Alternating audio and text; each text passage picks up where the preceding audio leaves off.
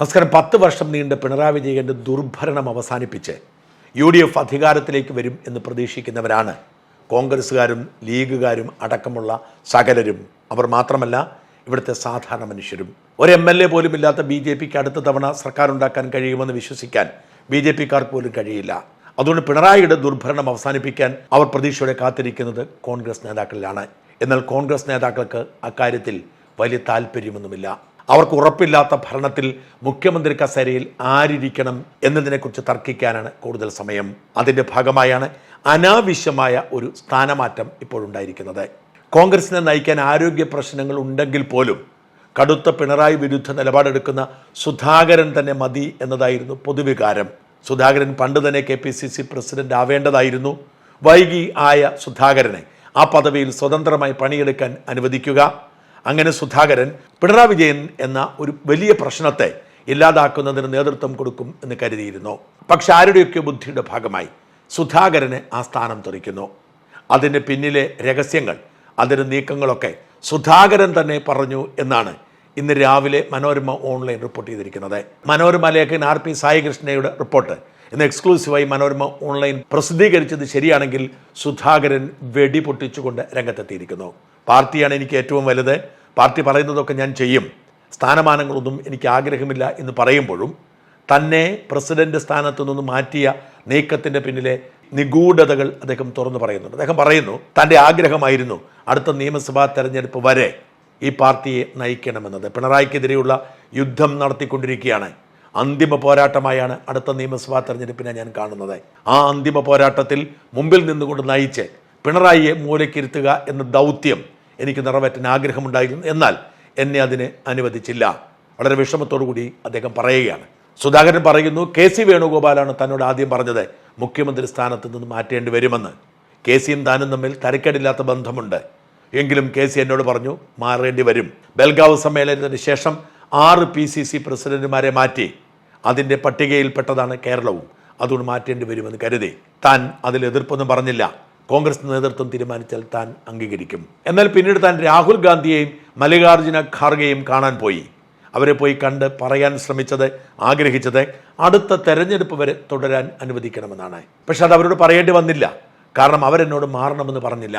അവർ മാറണം എന്ന് പറയാതിരുന്നത് കൊണ്ട് താൻ തീർച്ചയായും കരുതി അങ്ങനെ ഒരു തീരുമാനം ഉണ്ടാവില്ലെന്ന്. എന്നിട്ട് തിരിച്ചു വന്നപ്പോഴാണ് തന്നെ പെട്ടെന്ന് മാറ്റിയത്. മാറ്റുന്നതിന് ഭാഗമായി ചില നിബന്ധനകൾ വെച്ചു. തന്നെ വർക്കിംഗ് കമ്മിറ്റിയിലേക്ക് പ്രത്യേക ക്ഷണിതാവായി വിളിക്കാം. അടുത്ത നിയമസഭാ തെരഞ്ഞെടുപ്പിൽ മത്സരിച്ച് MLA ആകാനും മന്ത്രിയാകാനും അവസരം തരാം. ഇത്തരം ധാരണകളുടെ പുറത്താണ് താൻ പുറത്തേക്ക് വന്നത്. മാത്രമല്ല, പുതിയ KPCC പ്രസിഡന്റിനെ തെരഞ്ഞെടുക്കാൻ തൻ്റെ വാക്കുകൾ പരിഗണിക്കും എന്ന് പറഞ്ഞു എന്നും സുധാകരൻ പറയുന്നു. വാസ്തവത്തിൽ ഇതൊരു വെടിപൊട്ടിക്കലാണ്. പുതിയ ഭിന്നതകൾ ഉണ്ടാക്കാനുള്ള നീക്കമാണ്. ആദ്യത്തെ പ്രശ്നം, സുധാകരനെ പദവിയിൽ നിന്ന് മാറ്റിയതിൽ സുധാകരൻ്റെ ആരാധകർക്കുള്ള, അണികൾക്കുള്ള വേദന അത് ശക്തമാകും.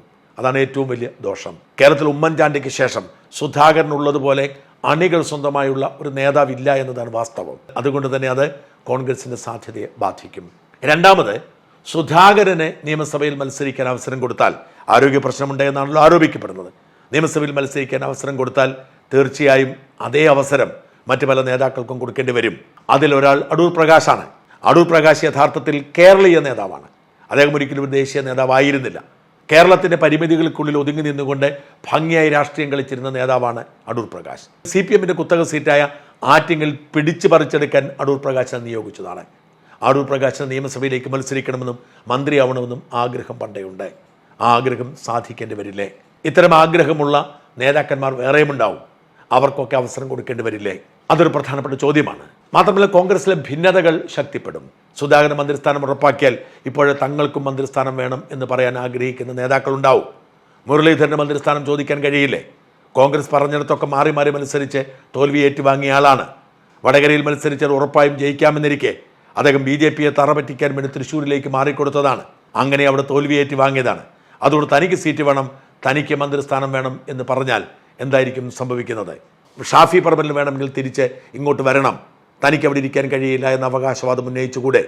ഇത്തരം പല അവകാശവാദങ്ങളും സംഭവിക്കാനിടയുണ്ട് എന്ന് ഓർക്കും. കോൺഗ്രസ്സുകാർക്ക് ഇങ്ങനെ തമ്മിൽ തല്ലി ജീവിക്കാനാണ് വിധി എന്ന് തോന്നുന്ന തരത്തിലാണ് ഈ പ്രസ്താവനകൾ ഇപ്പോൾ പുറത്തു വന്നിരിക്കുന്നത്. ഇപ്പോൾ KPCC പ്രസിഡന്റിനെ മാറ്റേണ്ട ആവശ്യമെന്തായിരുന്നു എന്ന ചോദ്യം വീണ്ടും ശക്തമാവുകയാണ്.